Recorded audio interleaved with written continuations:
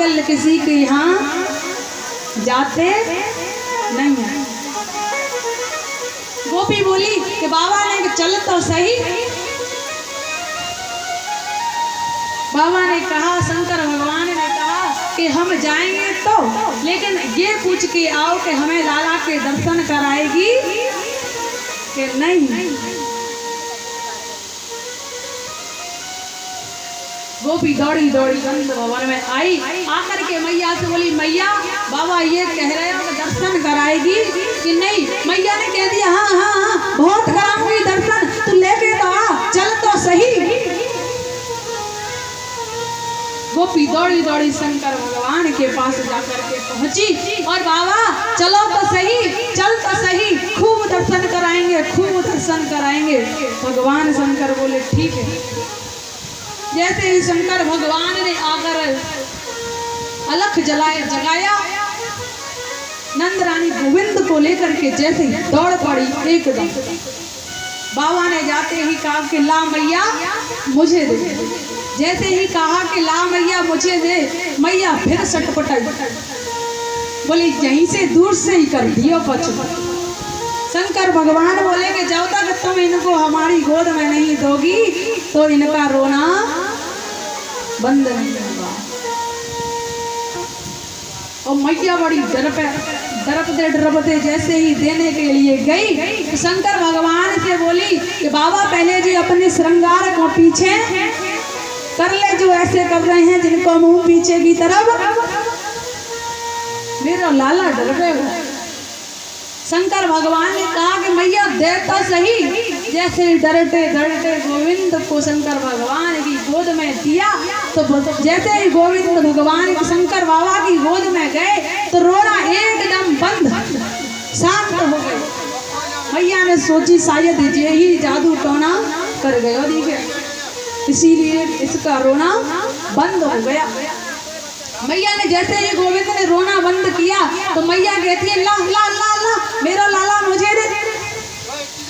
जैसे ही गोविंद को मैया ने लिया गोद में, फिर गोविंद ने रोना शुरू कर दिया।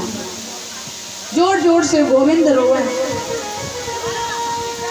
मैया बोली कि बाबा कछु ऐसा कर दे कि मेरी गोद में भी आकर के रोना बंद कर दे।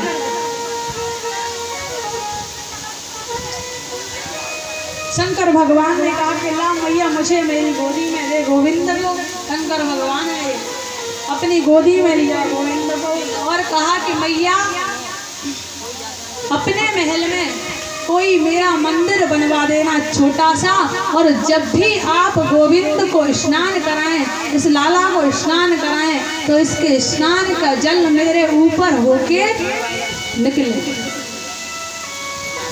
मैया ने कहा कि हाँ मैं ऐसा करूंगी। शंकर भगवान वहां से दर्शन करके चले गए।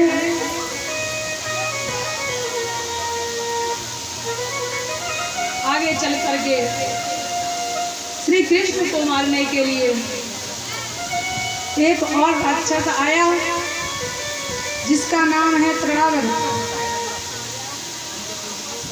तृणाव्रत बबूढ़े को बोलते हैं, खास करके राजस्थान में गोल गोल गोल गोल घूमता है। कहते हैं कि भूत आ गया, हमारे यहाँ तो यहाँ भूत आ गया। जो धूल की एकदम गोल गोल होता है वो तृणाव्रत होता है। बबूढ़े को बोलते हैं। गोविंद ओढ़ा करके बबूढ़ा ले गया। गोविंद ने उसका भी उद्धार किया।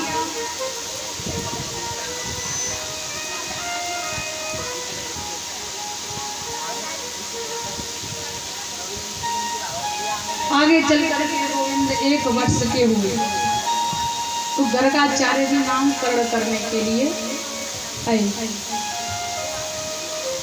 जैसे ही गर्गाचार्य जी नामकरण करने के लिए आए, मैया ने सोची कि ये सच्चा ज्योतिषी है कि नहीं, इसकी परीक्षा लेनी चाहिए। अब इसकी परीक्षा कैसे लें?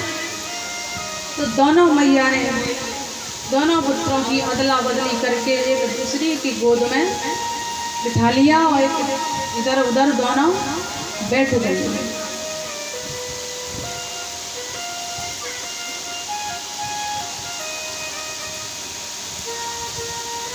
जैसे ही गर्गाचार्य जी ने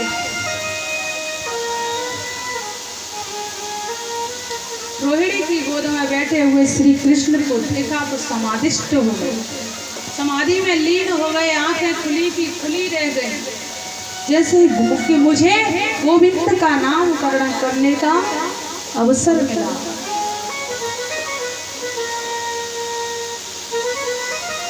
जैसे ही देखा बोले यही मेरा परम ब्रह्म है। अरे हम कहाँ ढूंढ रहे थे अपने परम ब्रह्म को, इसका तो मुझे नामकरण करने का अवसर मिला। जैसे ही उन्होंने कहा कि मैया ये तो ऐसे ये तो बोला ही था, तब तक तो गोविंद ने उंगली बोले बाबा यहाँ तो बेटा बनने में फायदा है, भगवान बनने में फायदा नहीं है। बड़े आदमी बन जाते हैं तो फिर उन्हें पता है पल्ले टिकिया भी खाना खा नहीं सकते, मन मार के ही रह जाएंगे, ठेल पे खा नहीं सकते। अगर भगवान बना दिया तो जी अलमारी में ही रख देंगे, वहीं तो रेवड़ी का भोग लगाया, बतासों का भोग लगाया, फिर इतनी लीला मुझे ये करने नहीं देंगे। इसीलिए मैं भगवान बनने में फायदा नहीं है, मुझे तो यहाँ पुत्र ही रहने दो। इशारा कर दिया गोविंद ने कि बताना नहीं।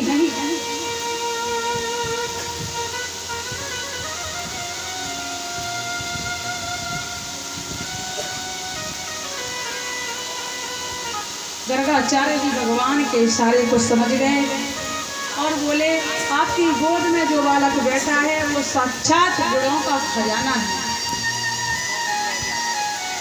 गर्गाचार्य ने देखा माताएं बड़ी चतुर हैं, दोनों बालकों की अदला बदली करके बैठ गई हैं मेरी परीक्षा लेने के लिए। संत गर्गाचार्य ने माता यशोदा की गोद की ओर देखा। यशोदा बोली मैं बड़ी हूँ, पहले मेरे बेटे का नामकरण करो। यशोदा की तरफ इशारा करके गर्गाचार्य जी ने नामकरण किया। यम हि रोहिणी पुत्रो रमयनम शुद्धो गुणै आख्यास तेरा मैते बलादिक्लाद बलम विदु। माता तुम्हारी गोद में ये जो बालक बैठा है, पुत्र बैठा है, वो तुम्हारा नहीं, ये तो साक्षात रोहिणी का पुत्र है। मैया ने तुरंत सोने की अंगूठी, हीरे की अंगूठी उतारी और गर्गाचार्य के सामने रख दी और इशारे से एक दूसरे से बोली कि सच्चा है ज्योतिषी तो पहचान लिया, पहला छाप नहीं है। गर्गाचार्य जी दोनों माताओं की तरफ देखते हैं कि आज मैंने पहली बार देखा कि माँ मेरी परीक्षा ले रही है। माता कहती है कि सही बात बताइए कि ये रोहिणी का पुत्र है,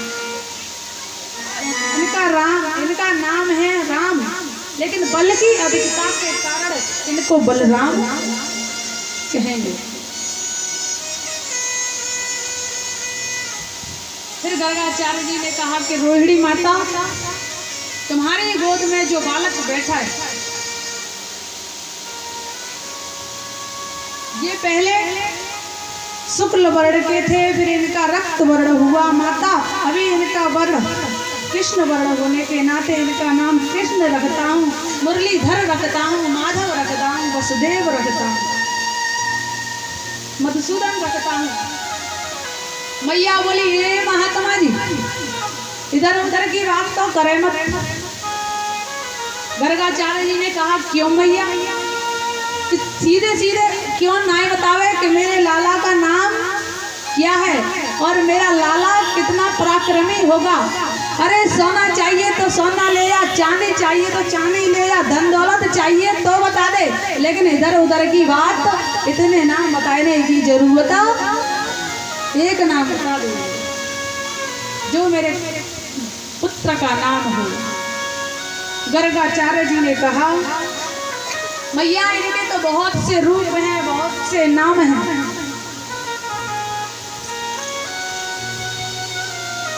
संत गर्गाचार्य ने माँ के भाव को प्रणाम किया, वंदन किया। मैया ने बहुत उन्हें स्वर्ण दिया और गोविंद नाम रख दिया, कन्हुआ कृष्ण। मैया बोली जी बाबा तो कछु ऐसे ही नाम रखे, काऊ को बलराम, काऊ को कन्हैया, काऊ को कच्चू। हम तो ऐसा करते हैं। रोहिणी से बोली कि तू अपने पुत्र को नाम बलराम इन्हें रख दो, तो तू रख ले बलुआ, और मेरे पुत्र का नाम इन्हें रख दियो कन्हैया, तो इनको मैं रख दूंगी कन्हुआ। तो बलुआ और कन्हुआ दोनों ने अपने आप रख लिया।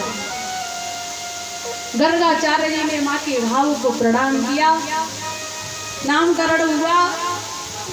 गर्गाचार्य जी को बहुत सारा धन दिया, लेकिन वो धन से अब क्या करेंगे जिससे गोविंद का दर्शन हो गया। सबसे बड़ा धन तो गोविंद है। मैया ने कहा गर्गाचार्य जी से कि महाराज अभी आप रुको, हम भोजन बना करके लेकर के आते हैं। जैसे ही